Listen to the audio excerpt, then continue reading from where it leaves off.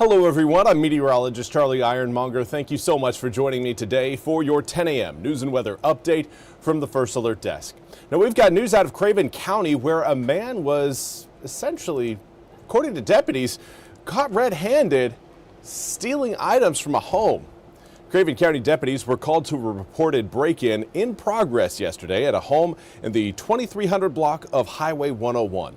Deputies say they found 55-year-old Jonathan Noldler at the scene, where he was in the process of stealing items from the home. Now, Nolder was arrested and deputies found multiple stolen items in his car. Warrants say that he took a weed whacker, a nail gun, a portable grill, fishing poles, and other items. Nolder also admitted to having methamphetamine, which was located in his car, according to officials. Now, Nolder was charged with breaking and entering, 7 counts of larceny after breaking and entering, possession of methamphetamine, 7 counts of possession of stolen property, and possession of drug paraphernalia.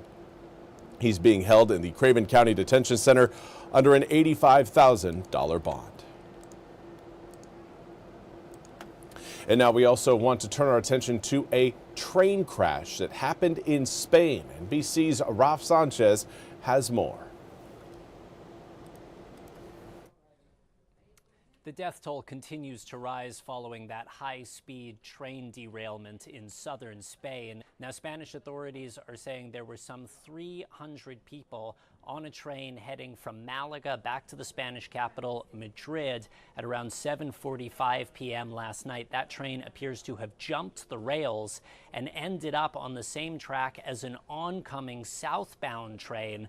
There was a collision there, some of the cars falling off an embankment some 13 feet, passengers describing it as feeling like an earthquake, scenes of absolute terror as those cars went off the rails. People talking about suitcases flying everywhere, seeing bodies strewn around the carriages, some people thrown well clear of the train tracks themselves. The Spanish Prime Minister calling this a night of deep pain for our country. It is the worst train crash in Spain in more than a decade. It happened outside the city of Cordoba, and rescue crews are continuing to work to remove bodies from the wreckage. They say at this point they believe that they have all of the survivors out.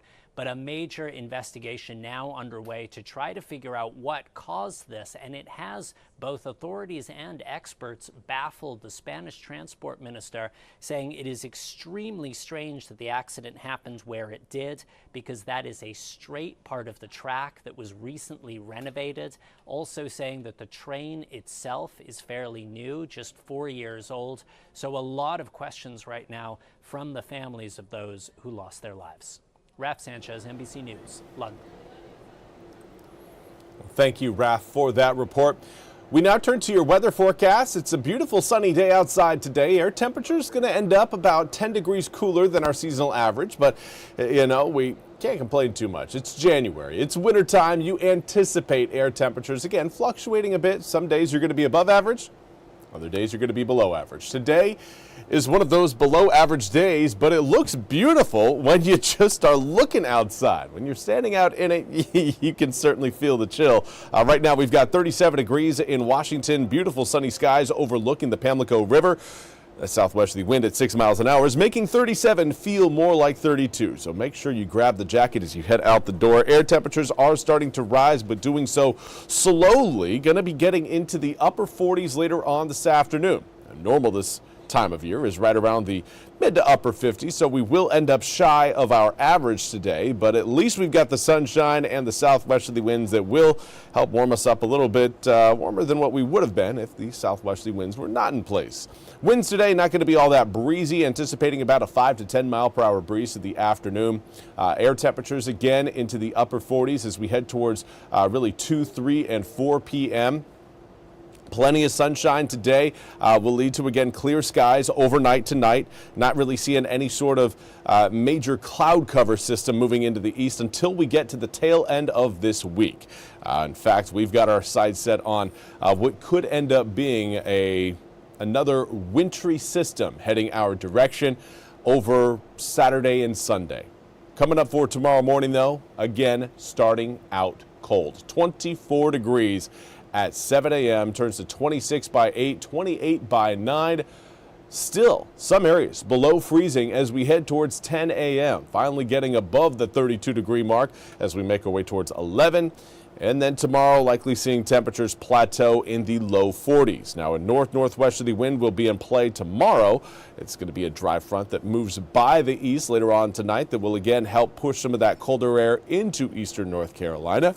But high pressure will keep the skies nice and sunny. Now from there, the next area of low pressure rolls in later on in the week. We'll start to see some of those raindrops arrive as we head through Thursday and Friday. This system, it looks pretty intense, but this system is actually going to be leaving us with very little rain as it moves through. It's a system that's going to come behind this one that's going to have more of an impact. It's likely going to not only push air temperatures down, it's also going to bring quite a bit of moisture to eastern North Carolina coming up on Saturday and Sunday. I know we just got done with a soggy day yesterday. The last thing you probably want to hear me talk about is rain showers on a weekend, especially cold rain showers on a weekend.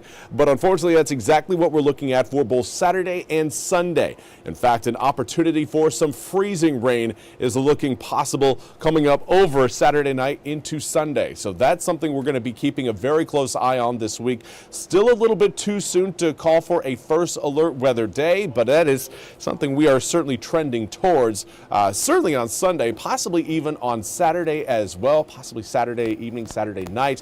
And then as we get into Monday of next week, yeah, cold. High temperature, 29 degrees. January is rearing its head coming up at the end of this week, and we are going to feel it as we step into this weekend and into the start of next week. That's all we have time for today's 10 a.m. news and weather update from the First Alert Desk. I want to thank you all so much for joining me.